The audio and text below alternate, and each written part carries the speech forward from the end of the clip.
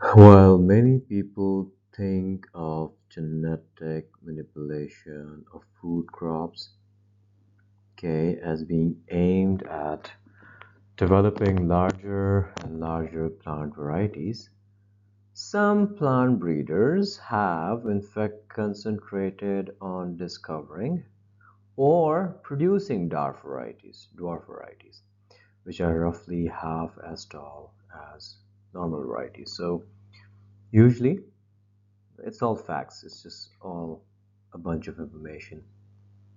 So usually when people think of genetic manipulation of food crops, okay, they think of it as a practice where they are creating large plants, if I am to put it concisely.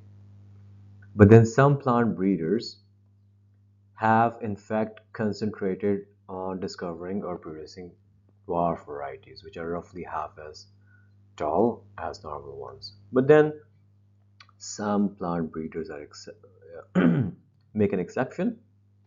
They produce small ones, in short. Okay, all right, fair enough.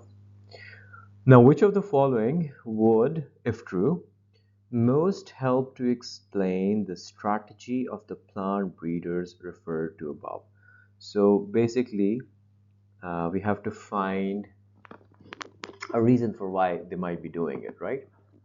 So probably we are looking for an option which tells you that there's some advantage to small varieties or gives you or sheds some light on their utility, on their utility.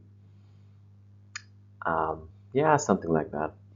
So let's read option A. So plant varieties used as food by some are used as ornamental by others, and that is why they are producing short plants. Well, why can't big plants be ornamentals? Why do we have to assume that only short plants can be ornamentals, right? So if we have to pick this option, we'll be assuming something. So nope, let's not make a story. The wholesale prices of a given crop decrease as the supply of it increases. How can we even link it to some plant breeders producing small varieties? I mean, how is the size of the plant in any way linked to the prices? I think it's completely irrelevant. It's just there to annoy you.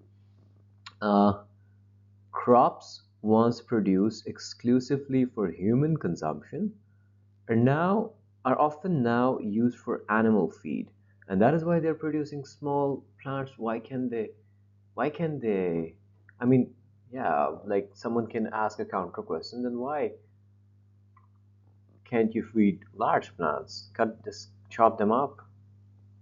There's no link. Like, we'll have to assume that animals can only be fed small ones. Short plants are less vulnerable to strong winds, sorry, and heavy rains, and that is why they're producing short plants. Well, yeah, that does give some excuse for breeding plants which are smaller and smaller, so that's a good option. Nations with large industrial sectors tend to consume more processed grains, and that is why they're producing short plants. How are short plants closer to being processed grains? Okay, so option D is the best option, and hence it is the correct one.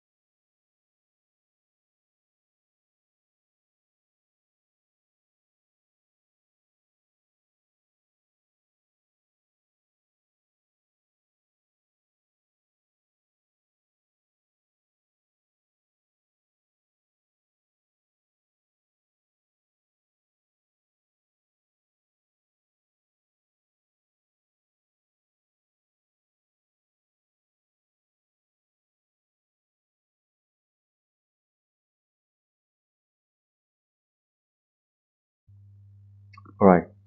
So the Maxilux car company's design for its new luxury model, the Max 100, included a special design for the tires that was intended to complement the model's image. So there's some company, the Maxilux car company, which produced some new luxury model, the Max 100, and it basically included a special tire. Okay. The winning bid for supplying these tires was submitted by Rubco. So basically, the company produced a special car, the Max 100, and the bid was won by Rubco. And analysts concluded that the bid would only just cover Rubco's cost on the tires. Okay, but Rubco executives claim that winning the bid will actually make a profit for the company. All right, so since I did not make columns, let me make rows here. And so analysts say that this would not be profitable. Analysts basically say that this will not be profitable for Rubco, but the people at Rubco say it'll be. Okay. Now, which of the following, if true, most strongly justifies the claim made by Rubco's executive? So we have to basically pick an option which shows yes, it'll be profitable. It'll be profitable. You know, the bid that they won for Max 100 tires will result in profits for them. All right. So in any Maxilux model, the spare tire is exactly the same make and model as the tires that are mounted on the wheel, but in any Maxilux model, but we are only concerned with one model, the Max 100, right? And even if it's true that in any Maxilux model, the spare tire is exactly the same make and model as the tires that are mounted on the wheels, how does that show that Rubco would end up making any profit? I don't see a link there. Okay, so I'm just going to remove this.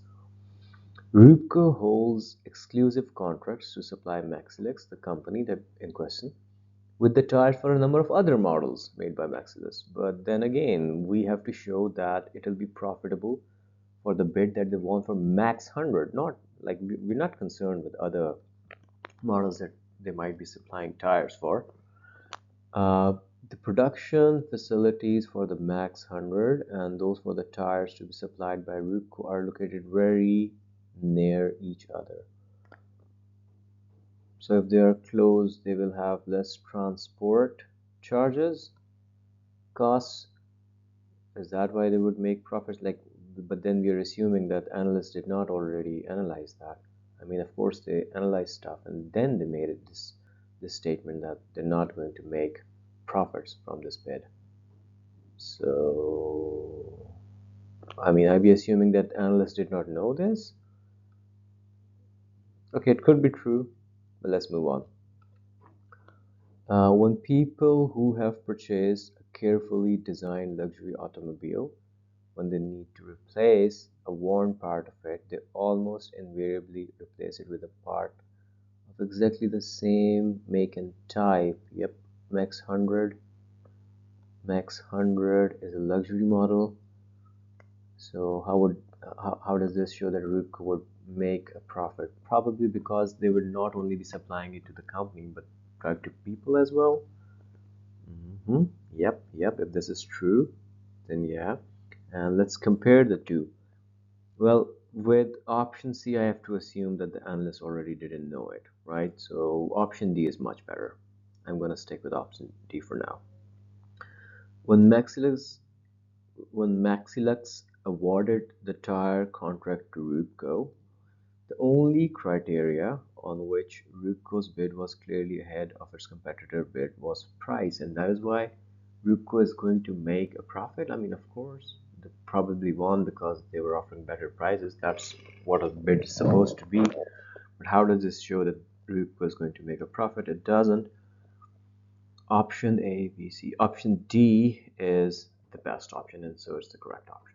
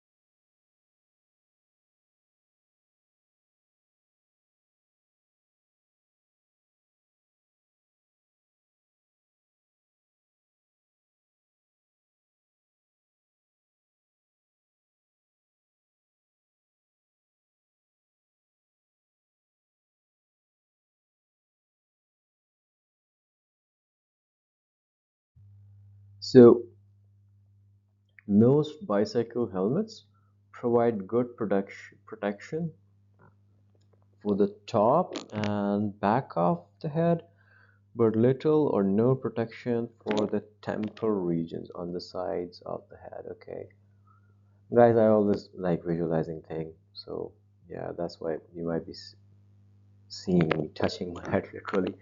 It just helps me engage with the text better.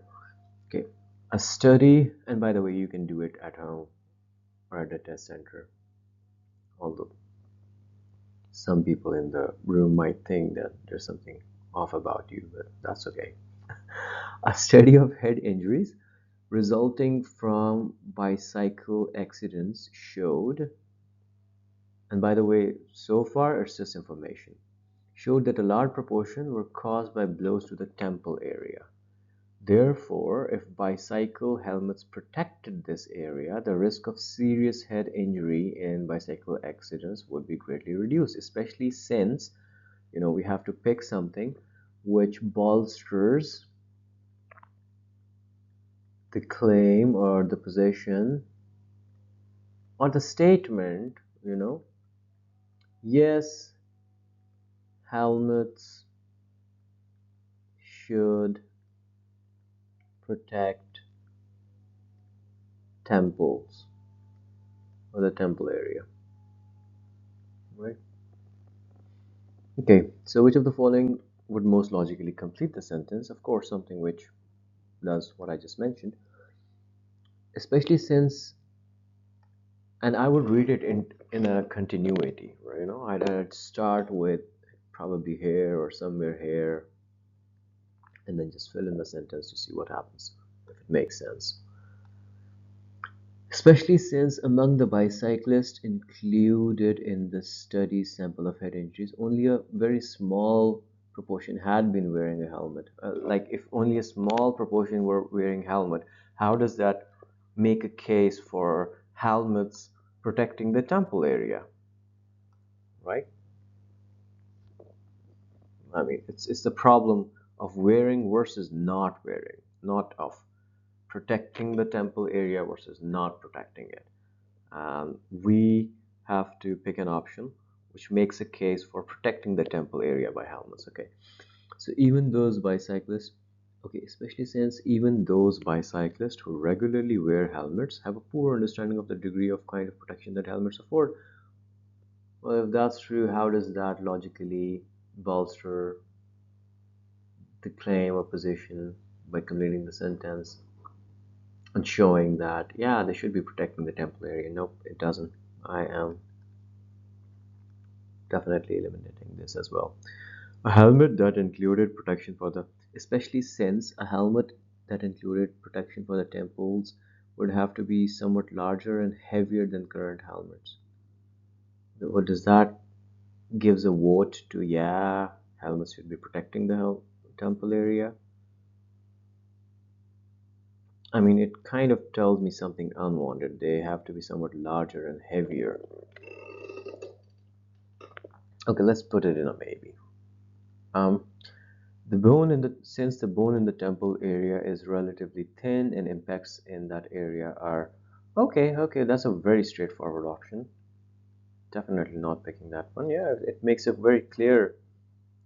It very clearly bolsters the position that yes, helmets should protect temples, and logically completes the sentence. If you read it, therefore, if bicycle helmets protected this area, the temple area, the risk of serious head injury in bicycle accidents would be greatly reduced, especially since the bone in temple area is relatively thin, and the impact in that area thus very likely to cause brain. I'm 100% sure that this is the correct option, but just for the sake of it, let's read the last one. Bicyclists generally land on their arm or shoulder, especially since they land on their arm or shoulder when they fall on the side, which reduces the likelihood of severe impact on the side of the head. Then, okay, it does the exact opposite of what we are trying to do. We are trying to show that side of the head is fragile, and helmets protect the top of the head, the back, and the back of the head, but they do not provide any protection for temples. So option D is absolutely very clearly the correct option.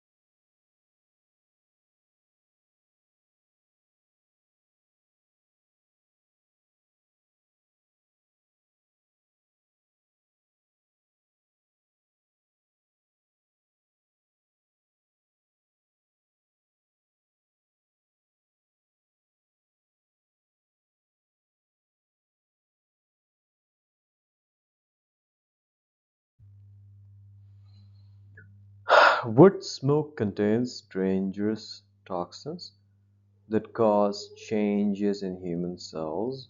Okay, so this wood smoke is a problem. It has some toxins which create problems for human cells because wood smoke presents such a high health risk. Okay, so now that's a position because it's a very high risk thing. Legislation is needed to regulate the use of open air fires and wood burning stoves. So you need legislations to control, that is what legislations do, to control and regulate the use of open air fires and particularly wood burning stoves, to control, wood burning in short. Okay, all right. And now I have to pick an option which, if true, provides the most support for the argument above.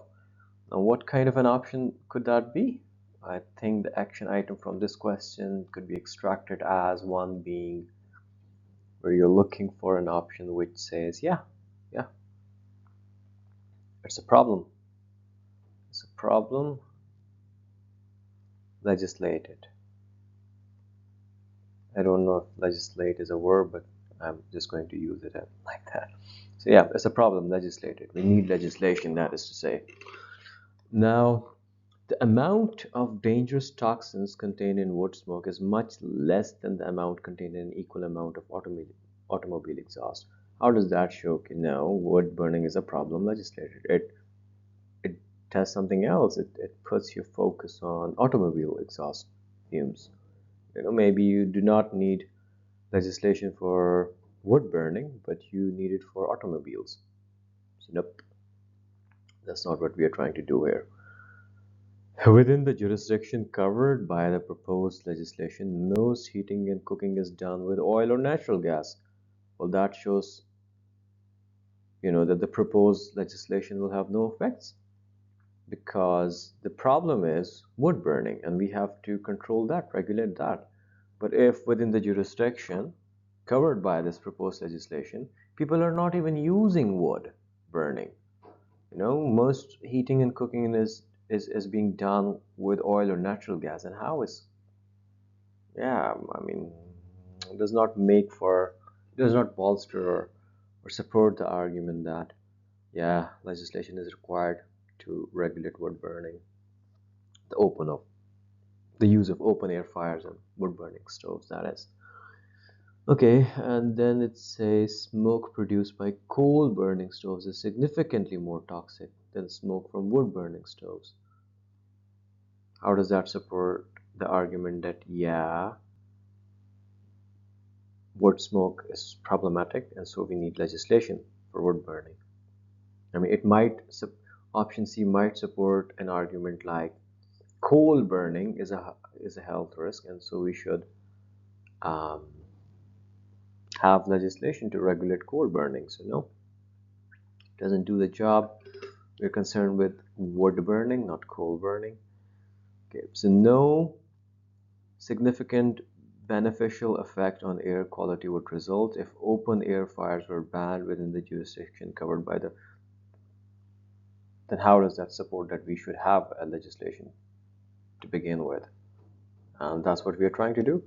It has to be the last option if I did not eliminate any correct one, that is. But let's read the last option, see if it makes sense. In valleys where wood is used as a primary heating fuel, the concentration of smoke results in poor air quality. Yep, that shows you that, yeah, wood burning is a problem. Look, why?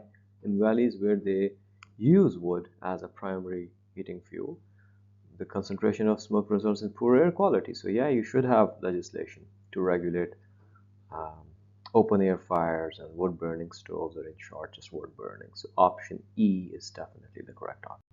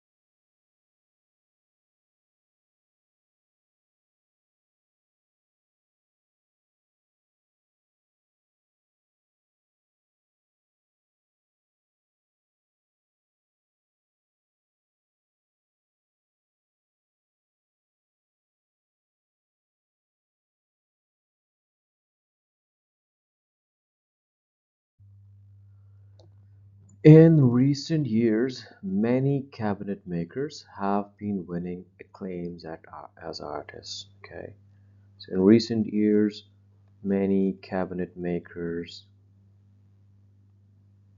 are being called artists or are being praised as artists, let us say. Okay. But it says, but since, that's an argument, but since furniture must be useful, cabinet makers must exercise their craft with an eye to the practical utility of their product. And for this reason, cabinet making is not art. Okay, that's an argument. And it goes something like, because furniture has to be practical, you know, cabinet making is an art. Cabinet making isn't an art. I mean, is that a tortoise way of saying that art can be useful? Art can be practical? You know, and I'm not saying it's explicitly mentioned, I'm just digging into the argument, going after the implications. Anyway, moving on to just to better understand the argument. So which of the following is an assumption that supports, okay, it's one of those questions, it supports drawing the conclusion above from the reason given for that conclusion. Yeah, so basically I would do the same thing. Think of that assumption as a table, because like I said before, I think it was in the introduction to paragraph argument type questions, or I don't know, practice set 1. I think of the assumption as a table. I think of the assumption as a table on which the argument is resting. And what's the argument? That's your argument. That right there is your argument. That because it has to be practical, it cannot be art. And so I'll take the table out with each option by saying the exact of what the option is saying. Like for instance, if option A is the assumption on which this argument is dependent, taking option A away would make the argument fall, right? So let's do that. Let's say some furniture is made to be placed in museums where it will be used by some by everyone. And does that affect your argument that because furniture has to be practical and so it's not art? I mean, for me it doesn't. Let's move on to option B. Some cabinet makers are more concerned than others with the practical utility of the products they produce. Let's say some cabinet makers are less concerned with the practical utility. Well, that still doesn't make the argument fall, because the argument is because it has to be practical, because furniture has to be practical, cabinet making cannot be art. As if you're saying that there are some cabinet makers, if you're saying the opposite of option B, that is, they are more concerned, they're less concerned, let's say they are, let me actually scratch that, they are less concerned than others with the practical utility of the products. Well, if they are less concerned, then by default, it has no link with the argument, because the argument is because it has to be practical, it cannot be art, right? So, yeah, if they're less concerned, then they are out of the category that we are saying should not be acclaimed as artists, right? There's some other type of cabinet makers, right? Let's say cabinet makers should be more concerned with the practical utility of their products than they currently are. Let's say cabinet makers should be less concerned. How does that affect our argument that because it's practical, it cannot be art? I mean, if you're saying that they should be less concerned, if you assume the opposite of option C, it does nothing to the argument, because if you assume that they should be less concerned with the practical utility, what are we trying to do? Are we trying to say that they should be more artful? I mean, how does that make your argument that because furniture is practical, it cannot be art fall down? That argument is unaffected. So no. Let's say, okay, let's read. An object is not an art object if its maker pays attention to the object's practical utility. Utility. I do not know why I keep mispronouncing the word. Anyway, probably a side effect of knowing too many languages. So let's assume the opposite. Let's say an object is an art object if its maker pays attention to the object's practical utility. Does that make my argument that because it's practical, it cannot be art fall down? It does. Yep. Imagine you are saying that, Sikandar, because I made this cabinet with keeping its practical utility, in view. So you cannot call it art. It's something practical. And if I say that an object is an art object, even if you're paying attention to its practical utility, then does that make your argument fall? It completely does. So you have to assume D. You have to assume D to draw your argument. It's absolutely correct. You'll have to assume that, yeah, an object is not an art object if its maker pays attention to the object's practical utility, right? You have to assume this to say something like, because uh, you made the cabinet with the practical utility in mind, it cannot be called art, right? So you'll have to assume D to make such a statement. So yeah, such a statement, this argument, that is, depends on option D as an assumption. And how did I check it? I mean, that's my way of doing it. I assume the opposite and see if the argument falls, right? I think of this assumption as a table, which I take away would make the argument fall. And so that is how I know, okay, oh, it was dependent on it, because when I took it away, the argument looked logical. Let's read E for the sake of it. Artists are not concerned with the monetary value of their part. Let's say they are concerned. How would that affect the argument that because furniture has to be practical, it cannot be art? Cabinets cannot be art, or their makers cannot be called artists. So yeah, it has no link to the argument. Argument is not dependent on option E in any way, but it's definitely dependent on D. All the correct options in this practice set seem to be D, D, D, D, D. Anyway, that shouldn't create a bias for you. Solve the next question unbiased. Option D is correct for this one.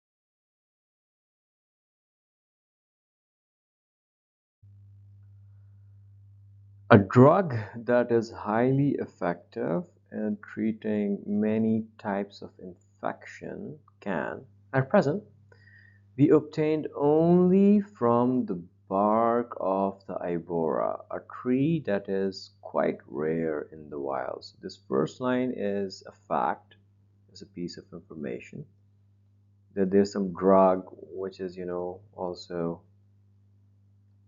what you could call a medicine. Let's just call it a drug. So there's a drug that's very good for some infection or multiple infections and can only be made from ibora at present, which is quite rare. Okay, it takes the bark of 5,000 trees, that's a lot of trees, to make 1 kilogram of the drug.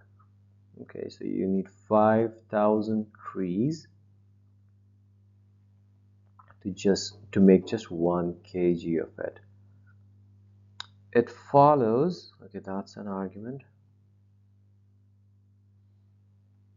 It follows, therefore, that the continued production of the drug must inevitably lead to the ibora's extinction. So if you keep making this drug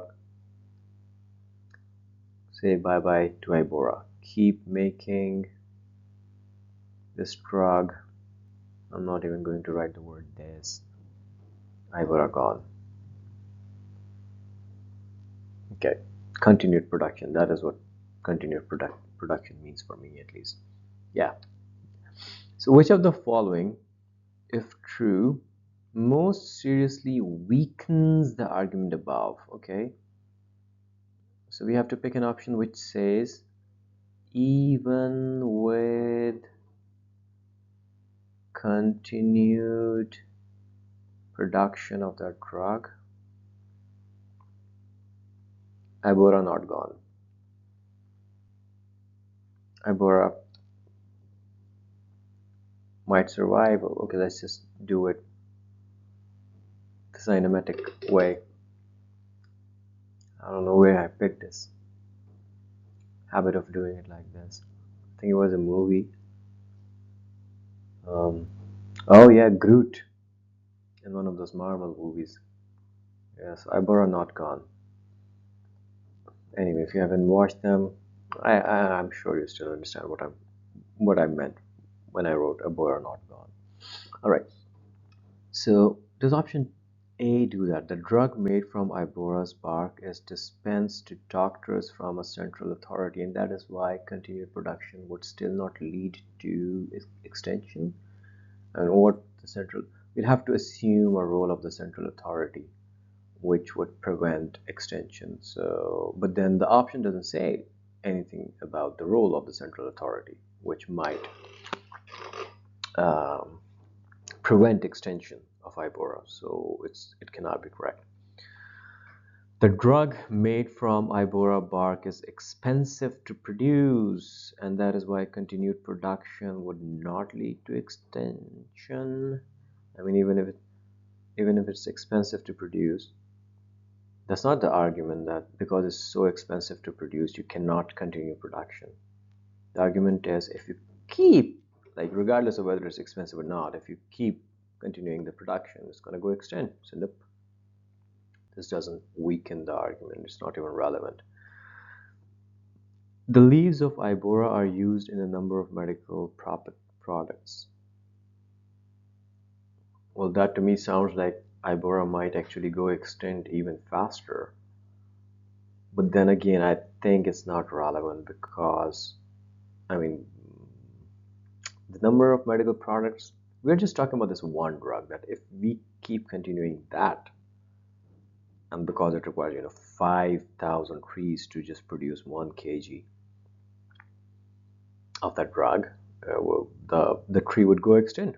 So even if, I mean, like if anything, option C is more of a formula for extension, which we're not looking for. We're looking for something which shows the nip, even if with the, and also it's not related to the production of the drug in question. It's talking about some other medical products, right? Like strictly stay at the matter at hand.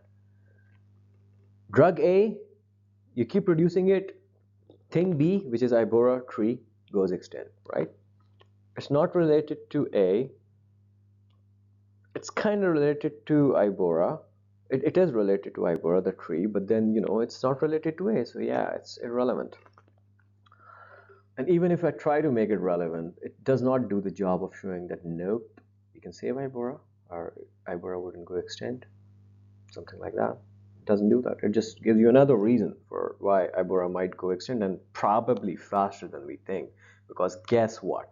Even the leaves are useful. Anyway, moving on. I hope this satisfies you.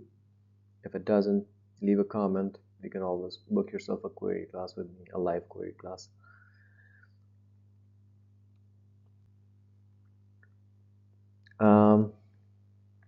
If the Ibora can be propagated from cutting and grown under cultivation, then even with continued production, Ibora will not go extinct. That's a very strong option, yeah. Because that, weakens the argument. It does, and weakening the argument meant that you had to show that even with continued production, Ibora will not go extinct, right? And option D is showing you that. So it is weakening the argument. The Ibora generally grows in largely inaccessible places, and so even with continued production, Ibora will not go extinct.